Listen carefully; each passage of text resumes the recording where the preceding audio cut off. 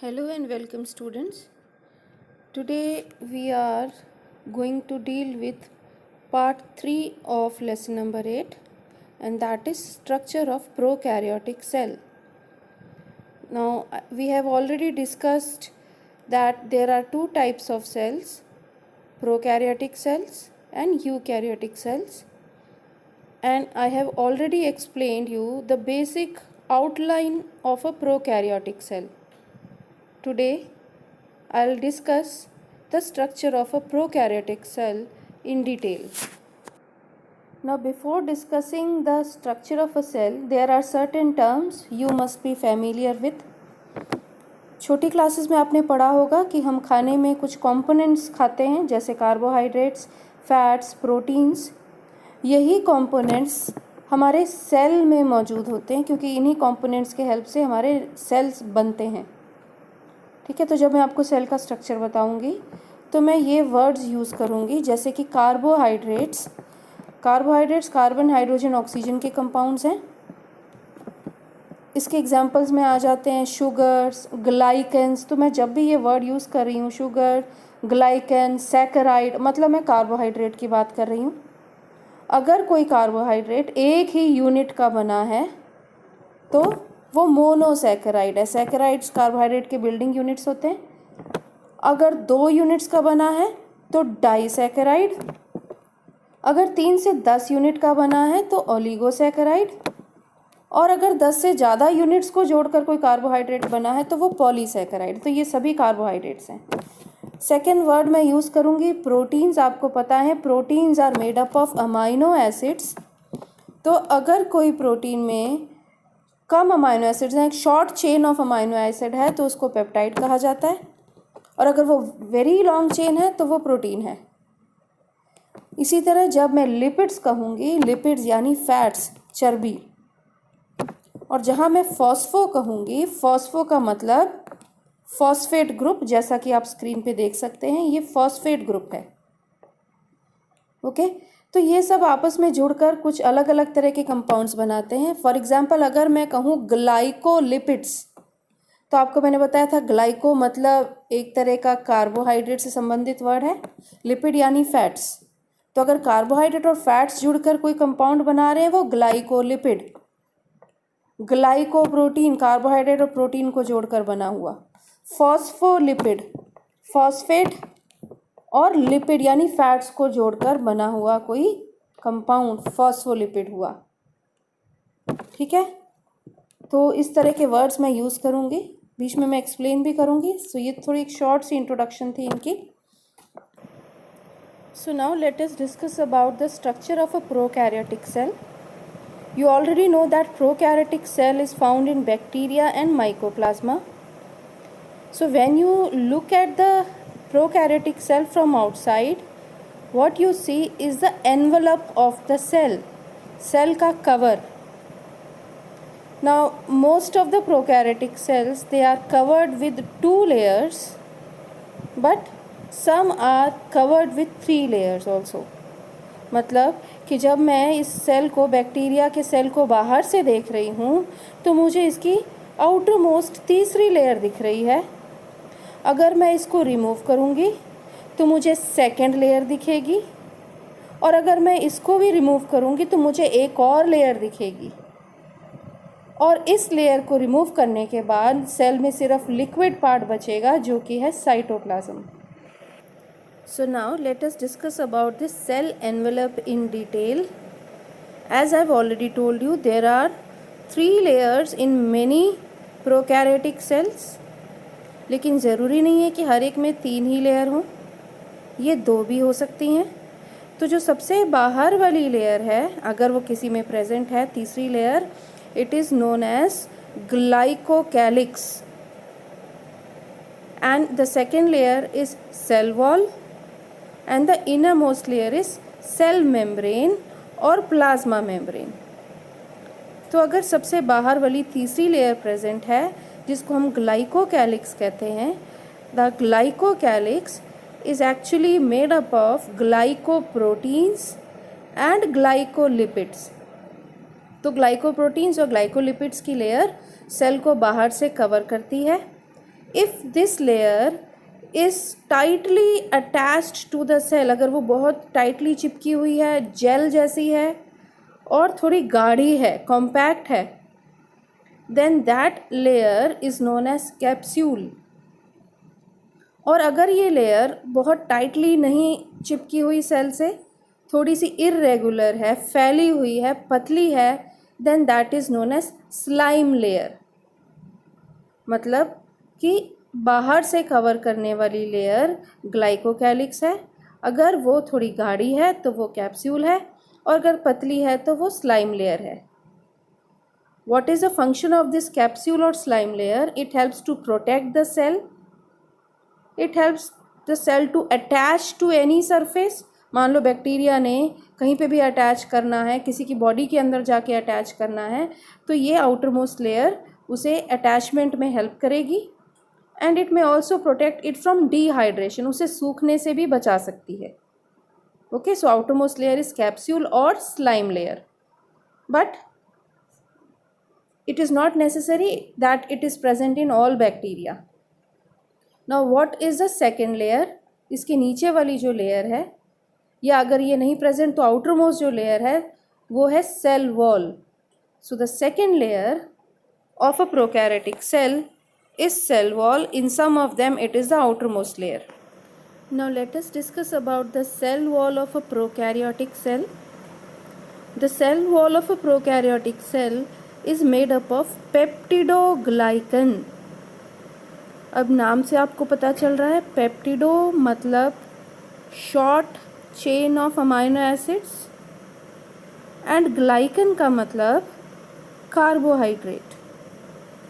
तो मतलब peptidoglycan amino acids और कार्बोहाइड्रेट, वो भी डाइसैकेराइड कार्बोहाइड्रेट के जुड़ने से बना है। नाउ अब ये डाइसैकेराइड कार्बोहाइड्रेट कौन सा है? इसमें दो यूनिट्स हैं। एक यूनिट का नाम है एन एसिटाइल ग्लूकोज अमाइन और दूसरा यूनिट है एन एसिटाइल म्यूरामिक एसिड। और ये जो एन एसिटाइल म्यूरामिक एसिड है, इसके साथ 3 या 5 अमाइनो एसिड लंबी पेप्टाइड चेन जुड़ी होती है। और जब कई सारे पेप्टाइड यूनिट्स की चेन आपस में लिंक करती है तो एक 3D स्ट्रक्चर बनता है जो कि सेल वॉल है। So you can see how a cell wall looks like on the screen.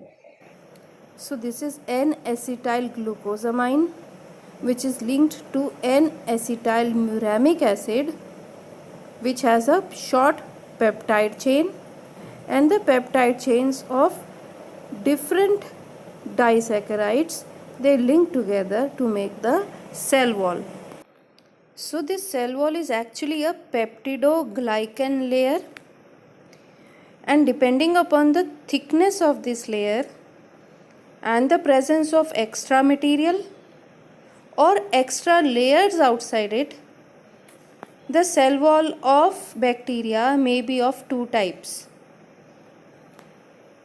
So these two types are gram negative cell wall and gram positive cell wall. So why is it called gram? That we'll discuss later on. But first of all, let us look at the difference between these two types of cell walls present in bacteria. Now the gram negative cell wall is actually made up of a single layer of peptidoglycan. Peptidoglycan layer एक ही है यहाँ पर. It is surrounded by an outer membrane. तो इसके बाहर एक extra membrane है which is made up of lipopolysaccharides, proteins and phospholipids. Okay, and when we compare it with gram positive cell wall, the gram positive cell wall is thick because it has many layered compact peptidoglycan layer. तो इसकी जो peptidoglycan layer है actually वो multi layered है, इसमें काफ़ी सारी layers हैं इसके बाहर कोई एक्स्ट्रा मेम्ब्रेन नहीं है, जो कि ग्राम नेगेटिव में एक्स्ट्रा मेम्ब्रेन थी, यहाँ नहीं है। And it has some extra materials, कुछ नए केमिकल्स यहाँ पर आपको मिलेंगे, जैसे कि teichoic acid and lipoteichoic acid. ये टिकोइक एसिड और lipoteichoic acid gram negative cell wall में नहीं थे। तो दोनों का डिफरेंस आपको दिख रहा है कि बाहर वाली लेयर में डिफरेंस है कि एक्स्ट्रा लेयर है या नहीं, टिकोइक एसिड है या नहीं, और पेप्टिडोग्लाइकन लेयर कितनी मोटी है, इस चीज़ के हिसाब से ये दो सेल वॉल प्रेजेंट हैं। बट इनका नाम ग्राम पॉजिटिव या ग्राम नेगेटिव क्यों रखा गया है?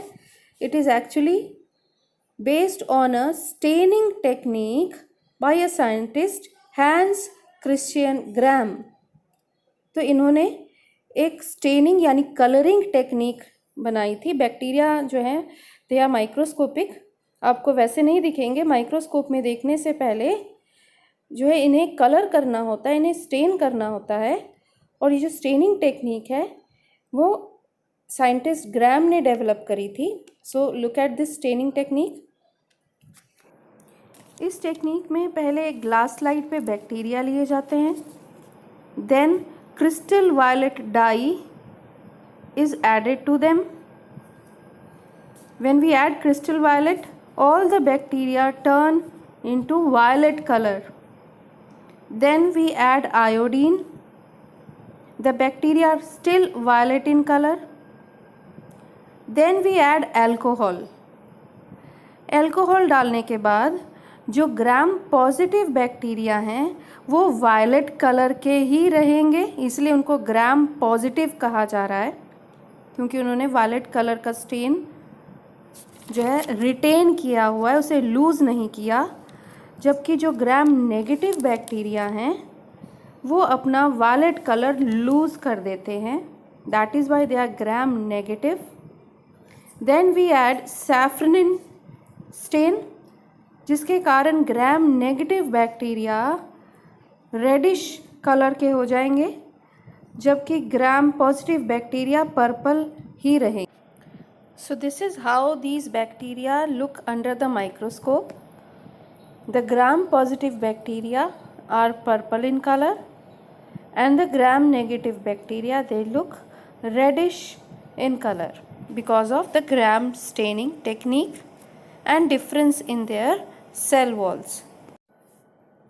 So we have discussed that a bacterial cell may have an outermost layer which is the glycocalyx, and all the prokaryotic cells except mycoplasma have a cell wall.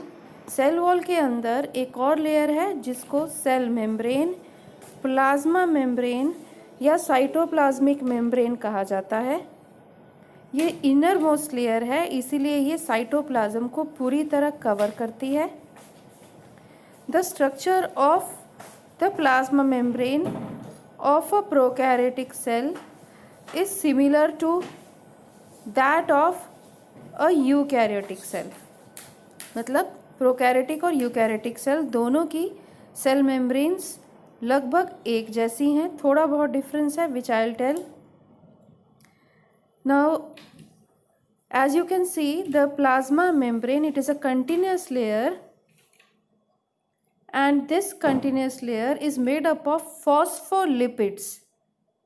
ठीक है, तो यहाँ पर आपको फॉस्फोलिपिड की ये लेयर दिख रही है, ये हो गई एक लेयर और ये हो गई दूसरी layer. That means it is actually a biphospholayer या बाईफॉस्फोलिपिड लेयर, क्योंकि यहाँ पर फॉस्फोलिपिड्स की दो लेयर्स हैं। तो ये जो फॉस्फोलिपिड यूनिट्स हैं इसमें से एक यूनिट हम निकाल कर देख लेते हैं।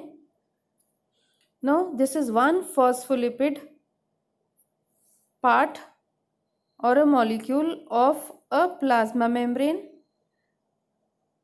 It has two parts, a head which is towards the outer side and a tail which is towards the inner side.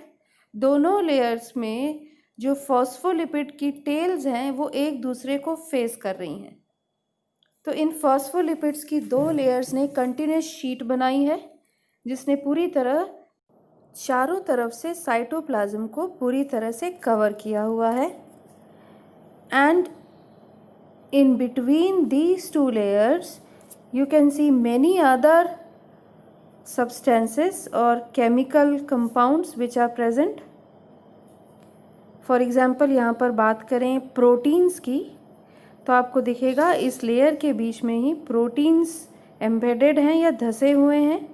ये 2 तरह के प्रोटीन्स हैं, कुछ ऐसे जो कि मेम्ब्रेन के आर पार जा रहे हैं, these are the integral proteins.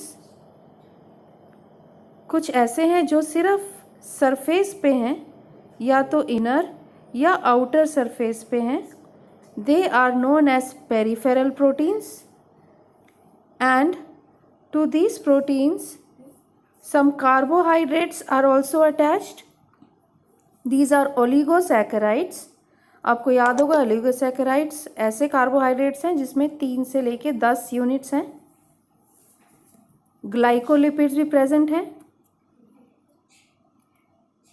Phospholipid bilayer, integral proteins, oligosaccharides, glycolipids, ये सब यूकैरियोटिक सेल मेम्ब्रेन में भी प्रेजेंट हैं। Now one substance is left, that is hopanoid. Hoponoid is a special type of lipid which is found only in the cell membrane of bacterial cell. तो ये होपोनॉइड सिर्फ bacterial cell की membrane में मिलेंगे। हमारी यूकैरियोटिक मेम्ब्रेन्स में इसकी जगह एक दूसरे तरह का लिपिड होता है विच इज़ कोलेस्टेरॉल। तो कोलेस्टेरॉल यूकैरियोटिक सेल मेम्ब्रेन में है, प्रोकैरियोटिक में नहीं है, उसकी जगह प्रोकैरियोटिक में होपोनॉइड्स प्रेजेंट हैं। So this was all about the outer envelope of a prokaryotic cell. In the next lecture, we'll be discussing about the internal structure of a prokaryotic cell in detail.